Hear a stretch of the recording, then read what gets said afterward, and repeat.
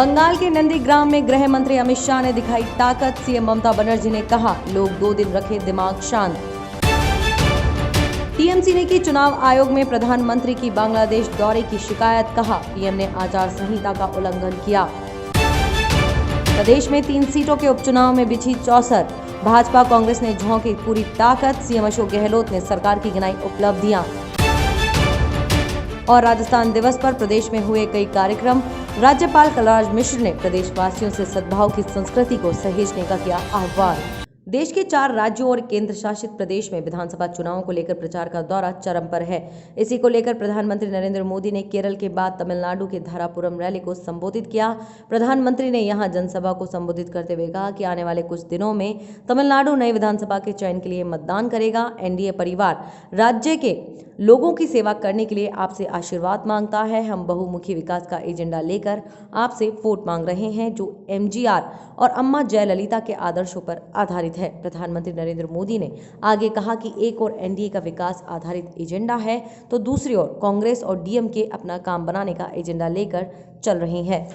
असम में दूसरे चुनाव प्रचार के आखिरी दिन बीजेपी अध्यक्ष जेपी नड्डा ने असम के धर्मापुर में जनता को संबोधित किया। इस दौरान उन्होंने कहा कि 5 साल के अंदर हम असम के युवाओं को 8 लाख नौकरियां देंगे। साथ ही उन्होंने कहा कि कांग्रेस ने हमेशा असम की उपेक्षा की थी। भूपेन हजारिका जो असम की पहचान है, उन्हें भी भारत रत्न केंद्र में नरेंद्र मोदी की सरकार आने के बाद दिया गया। साथ ही राष्ट्रीय अध्यक्ष ने प्रदेश में राइनो के संरक्षण पर भी अपनी बात रखी।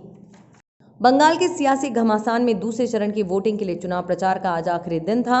भाजपा और टीएमसी ने पूरा जोर लगा रखा है। एक तरफ गृह मंत्री अमित शाह ने नंदीग्राम से भाजपा उम्मीदवार शुभेंदु अधिकारी के साथ रोड शो किया। रोड शो के बाद शाह ने मीडिया से बात करते हुए कहा कि पूरे बंगाल में परिवर्तन करने का सबसे सरल रास्ता है कि नंदीग्राम से ममता को हराया जाए। मैं नंदीग्राम की जनता से अपील करता हूं कि आपको शुभेंदु अधिकारी को जिताना ही नहीं है, बल्कि प्रचंड मतों से जिताना है।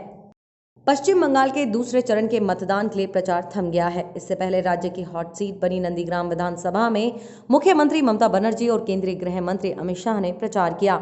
ममता बनर्जी व्हील चेयर पर बैठकर पदयात्रा पर निकली। इस मौके पर ममता बनर्जी ने नंदीग्राम के सोनाचूरा में मतदाताओं से अपील की कि मतदान के दौरान अपना वोट शांति के साथ डालिए।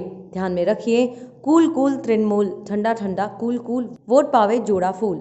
उन्होंने कहा कि 24 घंटों के लिए अपना दिमाग शांत रखिए। पीएम नरेंद्र मोदी के बांग्लादेश दौरे के दौरान मथुआ समुदाय के मंदिर जाने पर टीएमसी ने चुनाव आयोग में शिकायत दर्ज कराई है।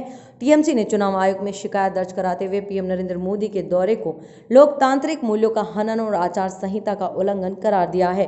टीएमसी ने अपनी शिकायत में कहा है कि पीएम नरेंद्र मोदी 26-27 मार्च को बांग्लादेश के दौरे पर गए थे। टीएमसी का कहना है कि उनके इस कार्यक्रम में जाने से हमें कोई आपत्ति नहीं है, जो 26 मार्च को था, लेकिन अगले दिन यानी 27 मार्च को आयोजित हुए कार्यक्रमों से इनका कोई संबंध नहीं था। सुप्रीम कोर्ट ने नोएडा की एक महिला की ओर से दायर याचिका पर केंद्र सरकार और दिल्ली पुलिस कमिश्नर को नोटिस जारी कर जवाब मांगा है। साथ ही यह सुनिश्चित करने का निर्देश दिया है कि नोएडा से दिल्ली के बीच की सड़क को खाली रखा जाए, ताकि लोगों को एक जगह से दूसरी जगह जाने में परेशानी न हो। नए कृषि कानूनों को लेकर देश भर के किसान राजधानी दिल्ली की सीमा पर डटे हुए हैं। इसके चलते लोगों को दिल्ली आने जाने में भारी परेशानी का सामना करना पड़ रहा है। इसी समस्या को लेकर नोएडा की मोनिका अग्रवाल ने सुप्रीम कोर्ट में याचिका दायर की थी, जिस पर सुनवाई करते हुए सुप्रीम कोर्ट ने केंद्र सरकार और दिल्ली पुलिस को नोटिस जारी किए हैं। राजस्थान में 3 विधानसभा सीटा पर उपचुनाव के लिए आज नामांकन रो आखिरी दिन हो। आज कांग्रेस, बीजेपी, राष्ट्रीय लोकतांत्रिक पार्टी का उम्मीदवार समेत कई निर्दलीय ने भी आपरो नामांकन भर्यो। नामांकन के बाद कांग्रेस, बीजेपी और राष्ट्रीय लोकतांत्रिक पार्टी का कई दिग्गज नेता तीनों विधानसभा क्षेत्र में रैली कर जनसभा ने संबोधित कर्या। कांग्रेस पार्टी सुराज संबंध सहाड़ा और सुजानगढ़ में सीएम अशोक गहलोत, प्रदेश कांग्रेस अध्यक्ष गोविंद सिंह डोटासरा, प्रदेश प्रभारी अजय माकन और कांग्रेस नेता सचिन पायलट ने रैली करी। बटेही भाजपा से उपचुनाव क्षेत्र में प्रदेशाध्यक्ष सतीश पूनिया, नेता प्रतिपक्ष गुलाबचंद कटारिया और उपनेता प्रतिपक्ष राजेंद्र राठौड़ ने जनसभा ने संबोधित कर्या। दोनों ही पार्टी ने उपचुनाव में जीत के लिए कमर कस ली है। प्रदेश में होने वाले 3 सीटों पर उपचुनाव के लिए नामांकन भर दिए गए हैं। वहीं भाजपा की ओर से सुजानगढ़ में रूपाराम मेघवाल, सहाड़ा में रतनलाल जाट और राजसमंद में दीप्ति माहेश्वरी ने नामांकन भरा। दीप्ति माहेश्वरी के समर्थन में राजसमंद बस स्टैंड पर आम सभा का आयोजन किया गया, जिसमें इन भाजपा नेताओं ने कांग्रेस और गहलोत सरकार पर जमकर निशाना साधा। इस दौरान केंद्रीय मंत्री गजेंद्र सिंह शेखावत, नेता प्रतिपक्ष गुलाब चंद कटारिया, भाजपा प्रदेशाध्यक्ष सतीश पूनिया मौजूद रहे। उन्होंने उपचुनाव में भाजपा की जीत का दावा किया। नेता प्रतिपक्ष गुलाब चंद कटारिया ने कहा कि गहलोत सरकार और कांग्रेस नेता अपने केंद्र के 70 सालों का हिसाब किताब लेकर मंच पर आ जाए। मैं भी अपने भाजपा सरकार के 10 सालों का हिसाब लेकर मंच पर आकर उनसे बहस करने को तैयार हूं। अगर मैंने कांग्रेस को हरा नहीं दिया तो राजनीति छोड़ दूंगा। सतीश पूनिया ने भी प्रदेश सरकार को घेरा। उन्होंने कहा कि कांग्रेस सरकार सिर्फ खोखले वादों की सरकार है।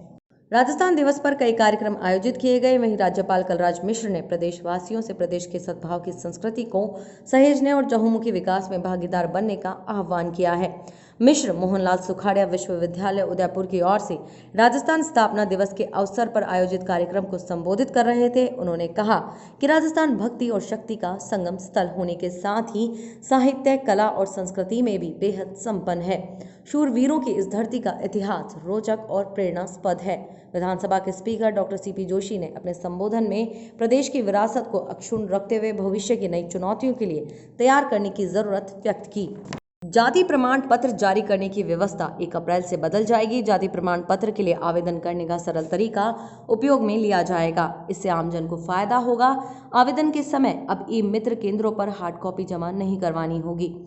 वर्तमान में आवेदन करते समय दस्तावेजों की संख्या अत्यधिक हो जाती है। इसके लिए आवेदक को ऑनलाइन प्रस्तुत करना होता है। इससे आवेदक को जाति प्रमाण पत्र लेने में कठिनाइयां होती हैं। अब सामाजिक न्याय एवं अधिकारिता विभाग की प्रमुख शासन सचिव ने एक परिपत्र जारी करते हुए पूरी व्यवस्था में ही बदलाव कर दिया है। आज शेयर बाजार में दिन भर तेजी रही। बॉम्बे स्टॉक एक्सचेंज का प्रमुख इंडेक्स सेंसेक्स 1128.8 अंक ऊपर 50,136.58 के स्तर पर बंद हुआ। वहीं नेशनल स्टॉक एक्सचेंज का निफ्टी 337.80 अंक की बढ़त के साथ 14,845.10 के स्तर पर बंद हुआ। दिग्गज शेयरों की बात करें तो आज Tata steel, UPL, JSW steel, Shri cement और विप्रो के शेयर हरे निशान पर बंद हुए। वहीं हिंडाल्को, एक्सिस बैंक, M&M और भारतीय एयरटेल लाल निशान पर बंद हुए।